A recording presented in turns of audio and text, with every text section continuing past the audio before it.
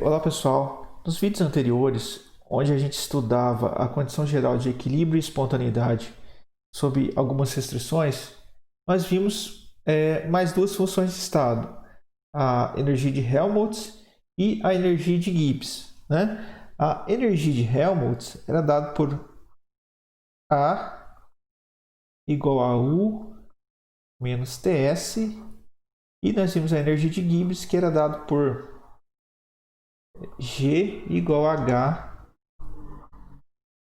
menos TS, ok? Bom, é fácil de memorizar as duas definições aqui, elas são bem parecidas, ó. A igual a U menos TS e G igual a H menos TS, ok?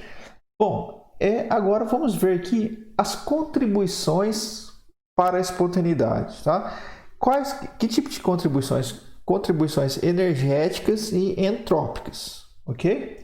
Bom, vamos considerar aí uma transformação finita, tá? Sobre uma transformação finita, vamos considerar aqui, olha, transformação finita, tá? Sobre uma transformação finita, nós teremos aqui no lugar do A, um ΔA igual a um ΔU, ok? Olha, lembra lá que quando a gente considerava A, nós deveríamos considerar uma temperatura constante, ok? Então, posso colocar aqui, ó, T ΔS, certo?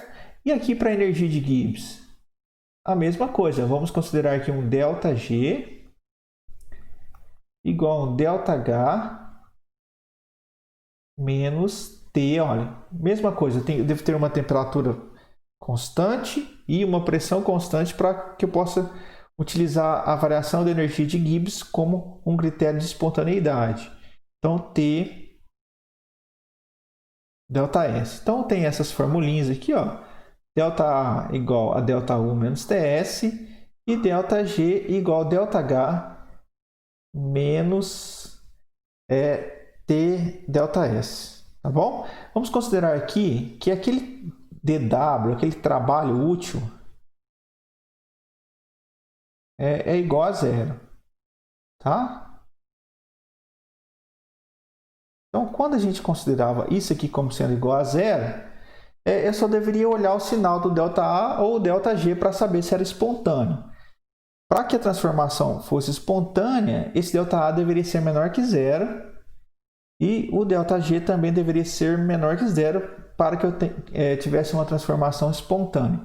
Então, vamos olhar essas contribuições aqui, ó, ΔU e ΔH. ΔS e ΔS, temperatura, como que essas quantidades aqui influenciam aqui no sinal aqui do ΔA e do ΔG, tá bom?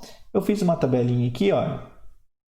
Vamos considerar aí que o ΔU ele é negativo. Aqui, nessa expressão aqui, ó. ΔU é negativo. Deixa eu levar isso aqui mais para perto lá na tabela. Aqui, fica bem melhor assim. O ΔU sendo negativo, olha. Aqui eu já tenho o negativo. O T aqui é a temperatura absoluta em Kelvin, então ele é sempre positivo. Então, olha, se o ΔS for positivo, né, vou ter um número positivo multiplicado por um número negativo aqui, um menos T, de maneira que essa parcela aqui vai ser negativa. Com um ΔU negativo, o resultado aqui, o ΔA tem que ser negativo. Olha. Então, quando eu tenho ΔU negativo e o ΔS positivo, o processo é sempre espontâneo, tá bom? A qualquer temperatura que for. A mesma interpretação, olha, eu posso utilizar aí para o ΔG. Se o ΔH é negativo e o ΔS é positivo, o ΔG sempre é negativo. Então, ΔH negativo e ΔS positivo, o processo é sempre espontâneo, tá certo? Bom, agora vamos considerar aqui, olha, que o ΔU é positivo, aqui positivo, e o ΔS negativo. Como eu tenho um negativo aqui fora, multiplicando um ΔS negativo, essa parcela toda aqui fica positivo, né? Então, positivo com o positivo do ΔU dá um resultado de ΔA, de variação de energia de Helmholtz, positivo. Então, esse processo aqui é sempre não espontâneo. A mesma interpretação vale para o ΔG. Se a variação de entalpia for positiva e o ΔS for negativo, essa parcela toda vai ser positiva, vou estar somando dois números positivos, no final o ΔG é positivo, portanto, o processo é não espontâneo no sentido proposto aí pelo exercício, ok? Bom, agora, e se o ΔU for positivo e o ΔS for positivo?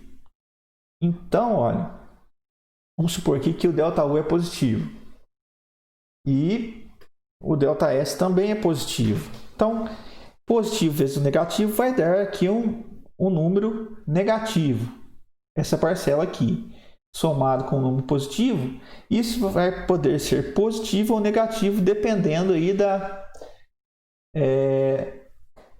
do tamanho dessas quantidades, ok? Bom, se eu pegar aqui altas temperaturas, olha, um valor de temperatura bem alto, pode ser que essa quantidade negativa aqui, em módulo, seja maior que o ΔU. Tá? Essa quantidade negativa em módulo seja maior que o ΔU, portanto, o menos TdS vai ser negativo, que vai gerar aqui com um módulo maior que o ΔU, vai gerar aqui um resultado de ΔA negativo. Então, essa expressão aqui, quando eu tenho ΔU e ΔS positivos, o resultado será espontâneo a altas temperaturas, ou seja, será negativo para altas temperaturas. Tá bom? E o mesmo vale aí para o ΔG. Se o ΔH é positivo e o ΔS for positivo, essa quantidade, essa parcela aqui, ela vai ser negativa, tá? Mas o resultado final aqui, olha, depende do tamanho dessa quantidade negativa.